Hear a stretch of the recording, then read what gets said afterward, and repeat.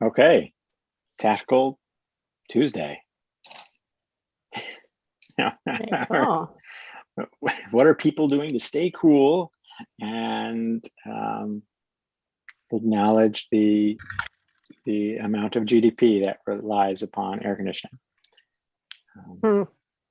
as well as general human comfort and well-being. closing Anyhow, curtains. closing Took a curtains while is to good. get adoption here at this Oh, yeah. household, but Very once important we did, everyone's excited. Solar heating. That's it. Avoid what you can. All right. Well, project based. Aubrey, you're the first in the boxes. I was just going to follow up on the interpreter notice that Caroline asked me about. My note from when I did the Trello review with everyone was that it was being left for the dev team. So Michelle, I think neither you nor Quentin were there when Caroline asked about this.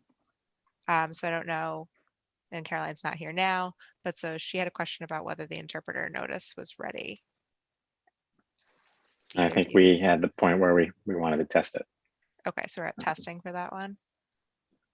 Yeah, it was a student done form in the lab last semester, and could probably use a little refinement.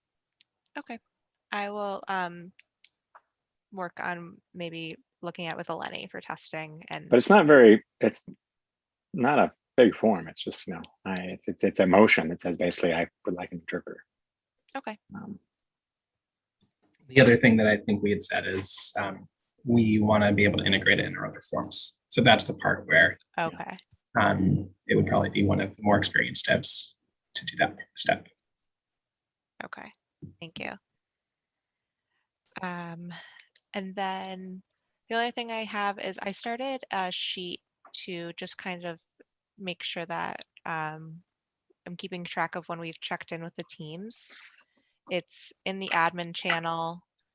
It is called, I made another tab in the Trello list one because that's where we put assignments. So I renamed it to Trello assignments check-in. So if you check in with a group or something, you can just let me know and I'll put it in there, or you can feel free to put your own notes, but just making sure I'm meeting with the teams like weekly or bi-weekly, but just trying to make sure that everybody's getting a regular check-in outside of stand up and stuff. So if anyone catches you on the side, it would just be nice to keep track of everything. And then my last thing was that I was thinking of it. I was looking at the consumer debt interview, and there was like a smart docket function where depending on how the docket numbers in there, it could guess the court. And I was thinking it doesn't have like a fail safe. It doesn't have anything to fall back on if there's a typo or something. So I think we're going to pull it out of that one and do docket number like we do everything else. But I was thinking if that is something that is worth it, we could start to think about assigning that as like a project for somebody. It seems like it could be really helpful, one less step, kind of a fun project, but only if it's something that would be we should want to encourage at this stage. I saw a few. I remember talking about that so Matt Brooks created that a long time ago and kind of debated how helpful it would be. I don't think it's helpful for most of the forms we have live now, but it is for consumer cases. What he said is that people often have no way to know where the case was filed that they defaulted in, other than the docket number. So it might be worth saving on that form with a fallback. But okay. Yeah. I did connect with Matt because I wanted to know why it was that form that we did that, and he said he did say it was convenience, but it was helpful and didn't get into that fact. So that's fair. That's a fair point, and it can be the place that we start working from. That one's just been sitting, I think, since last summer. So I know we wanted to try to push it across the line, and I think other than that, it's been tested. I think it could go live without the docket number lookup feature, in my opinion. Okay. There are other ways for people to figure it out. And then we can just wait to add it till we feel really confident about it. Okay. And that can be the place that it gets built. Okay, Makes great, sense. cool. That was it for me. Thanks. Michelle, Might get an Tactical. exciting tactical. Right. Good point there. You already brought up the docket number thing, right, Aubrey? I think you just brought that up and that's what we were discussing. I'm sorry, scattered today. We may want to think about the table, but that might be a different time. Nothing urgent, just like see what Matt's doing with his table and see if there are ways we can add options or might want to adjust to match, or it might just not be a good fit. It depends. Just to be clear, you're talking about the download screen. Yes, the list of download documents in the download screen. Right. I think nothing else tactical. all right. Bryce, Yes. So not too much tactical. I'm doing like just the reporting stuff that we need to do for Suffolk. I do think, I don't know if this is like mixed technical stuff. But so I was able to get like a full end-to-end filing of just like did a simple modification of an existing interview that we had, that then sends all of the information to the proxy server, which we can then send to Jefferson Parish. So that's like a good step. There was a handful of stuff that we will need to define somewhere. And I don't have it all up right now, but off the top of my head, it's stuff like case types. So like if it's like a motion or a letter and stuff like that, like a lot of these things that we have implicitly like written, like someone could go through and read like just the metadata of the form and understand what it likely is, but we don't have an explicit like this is what it is. Like we haven't. I think Sally might have some of these standardized thing or have some of these standards, but we're not quite using them yet. And so the main question is like trying to steer aside of the technical parts of like where to put it. But the main question is how do we want to go about, like, I think we will need to sort of add a lot of this data to forms. And I was wondering how exactly we would want to go about the migration. Like obviously we want to add it into the Weaver, but like, do we want to eventually move all of the, like update all of the forms to have this info, even if they're not e-filing? Do we only really care about the e-filing ones for the immediate future? There's other questions too. But yeah. well, I think on one level, there's the immediately for the future, we want to get, the like proof of the 3 or principles 4, up. yeah, like the 3 or 4 forms that we've got with, but yeah. But to the extent that we're thinking about the medium to longer term future, we do want to do what you're describing, which is that in the Weaver, have the option to embed this info in the interviews from the start. My general thinking about whether or not it's something that we do as a default for all forms or just the e-filing forms is probably to split the difference. In that I know the Weaver is trying to be compatible with things that aren't necessarily court forms, right? So obviously for things that aren't necessarily court forms, no. But even if people are doing court forms in a place that isn't right now a jurisdiction with e-filing, it might be nice to have that embedded so that it's sort of a latent thing they could turn on at some point. And so then it becomes a question of what's the burden. And as long as it's not like you have to fill out these 20 things, then it might be nice to think about doing that as a default. And that's the far more future stuff. The only reason I think it matters now is if that has an implication for engineering decisions about how it then gets stored in the interim. So I don't know, like if this is just stuff that gets added onto the metadata of the form. I don't know if you define certain variable. But to the extent that that might inform that, that's the thinking, I think. Does that sound right, Quentin and other folks? Yeah, I think so. I mean, it's like it's not the most urgent priority, but it's a nice thing to have. for the reasons you said. Okay. Okay. Yeah. No, I know. Sorry. I know. I feel like the description was a bit vague in terms of like what exactly we're looking for, but I can at least that If makes you- sense as for how to move forward. So If we can get away right now with hard coding the 4 proof of concept ones, and that's probably fine. Yeah. And don't spend a lot of time on that other stuff. But take notes so that you can come back and do it well. Yeah. post The deliverable. one thing I did do is I did like the list stuff Yeah. since we already have that in the Weaver that's and everything. So yeah.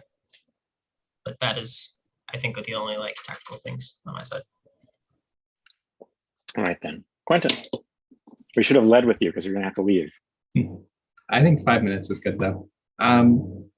So I just sent off for translation the document I'm working on for helping people with housing code issues, housing code violations in their apartment. So it's exciting. That's supposed to go live July 8th.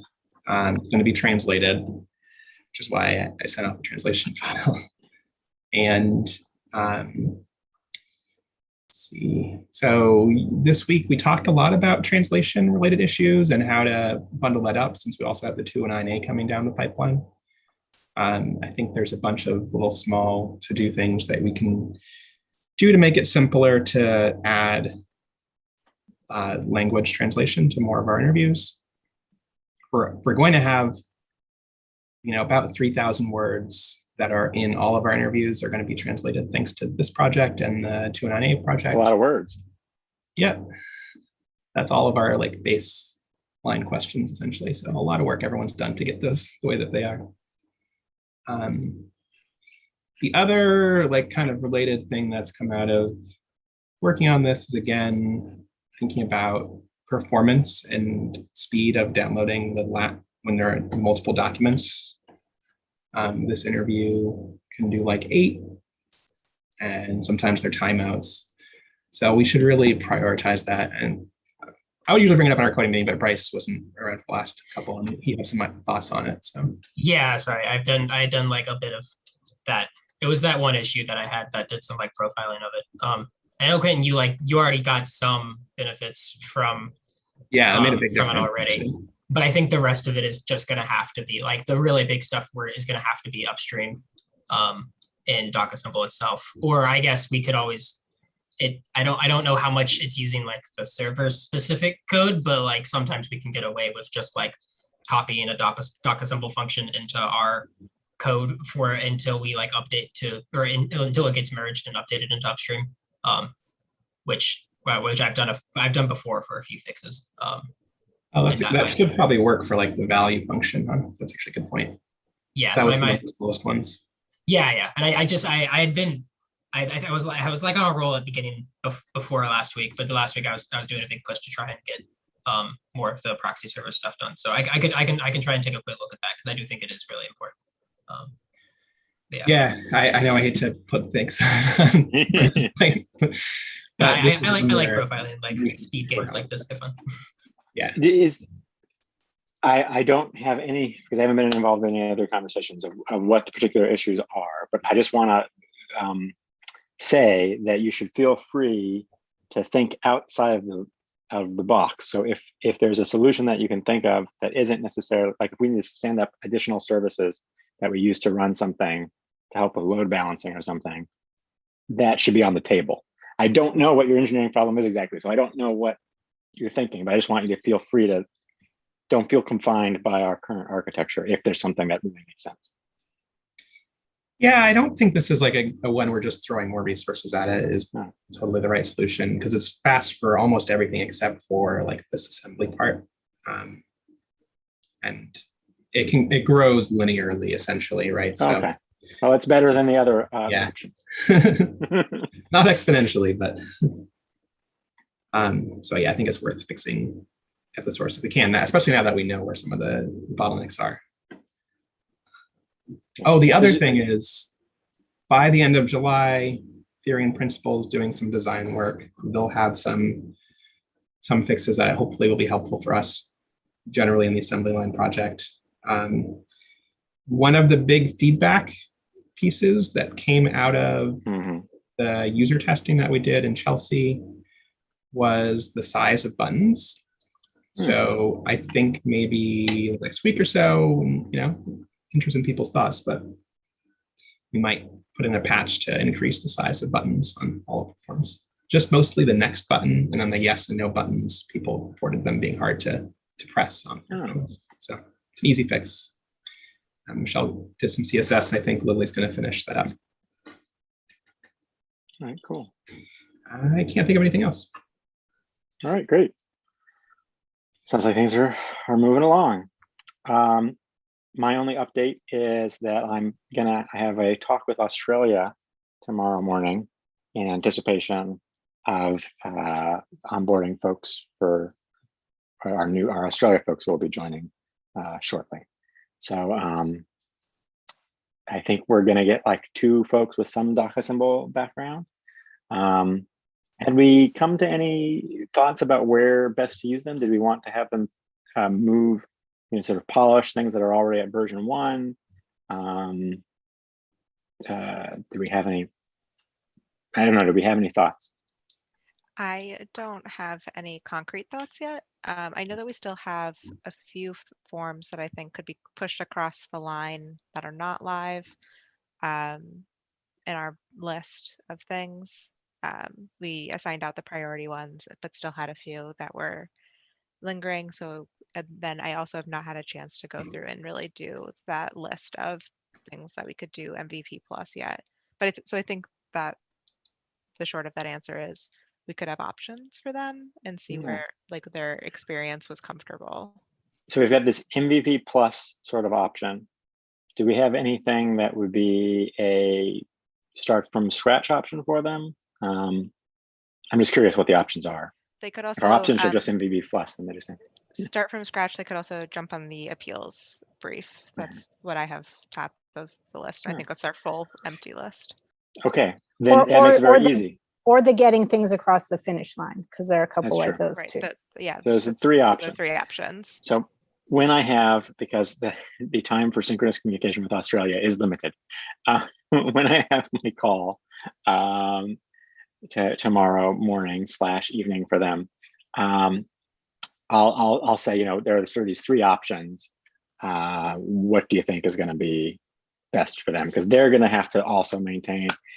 So Mark is like shifting. He's not doing the class anymore. He's like handing it to someone new. That's the person I'm going to talk with to sort of see what they want to do. And originally Mark had intended to help like provide a local time synchronized sort of quasi management functionality, which is that we could say, here's the stuff to work on. And then Mark could partially be helping coordinate some of that. So I got to feel out what this new person feels comfortable with, and we'll see. So I'll give them those 3 options, and then we'll talk about how they want to manage the time. The only other thought that I have is that should we try to find some new documents other than the appeals court as options? Just Probably because- should find some, just always nice to have. Or yeah, just because that's a big project. So like it'd be nice if they had something they could say, hey, we finished it. Yeah. Potentially. How do we usually go about finding for my education? Either the court says we want something, or we identify a need that we think the community needs, or someone in the community says we really like this. Okay. Is there anything that slipped through the kelp cracks that would be helpful? I don't know if there's anything that slipped through the cracks exactly. There's 2 forms that There weren't resources. I had been considering incorporating that we kind of vetoed for different reasons. One is rent withholding. Obviously a little bit dangerous to encourage people to withhold rent. So we're not making it part of the main package, but I do think it's on MLRI's website and it may be legit to have it be a standalone form. That's actually pretty much done.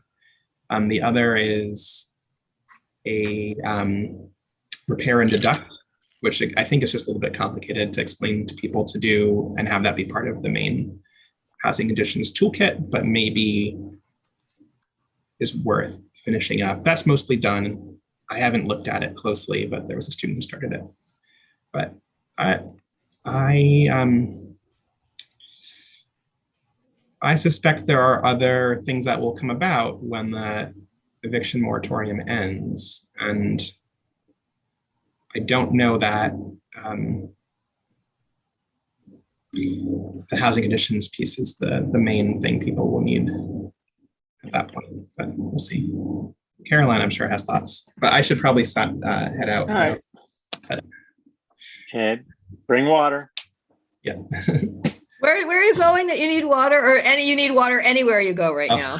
Yeah, Anyway. I'm biking to pick up my son, so Oh, only a mile and a half away. Won't be too bad. All right, see you, everybody. See ya. Caroline, any tactical Tuesday things to share? I don't know. I don't have any time. I can't. I brought up the DMV thing last week, right? Or did I put that in a Teams? You put that in a Teams, I think. So I think that was I'll echo back what I think you said, and you can tell me if I got it right, and that'll also fill everyone else in. The idea was different, maybe translations for DMV forms. And then the thing that wasn't clear to me was, are these forms that are already translated or already exist, or are we talking about creating something anew? I think that was my question. I don't know. I'll check with Iris. I think the English form exists. I don't know if it exists as an online form at the DMV or whether it's just a PDF, or I don't know what it is. I can go look at that. So I guess the thing to do would be to start off doing the English one. I mean, if I think the first thing to do is get in touch with DMV, I guess. Yeah. Maybe we don't need to. Maybe Maybe we this could is- just do it. Yeah. Well, yeah, this is the interesting question, because administrative forms are kind of like a weird, different. Yeah, they're just sort of like. A So with the preliminary court form- search- I was gonna say preliminary search, it looks like they're just fillable PDFs on. That's what I was guessing. Mass.gov. Yeah, Yeah. that's what The I'm thing is- guessing. Yeah.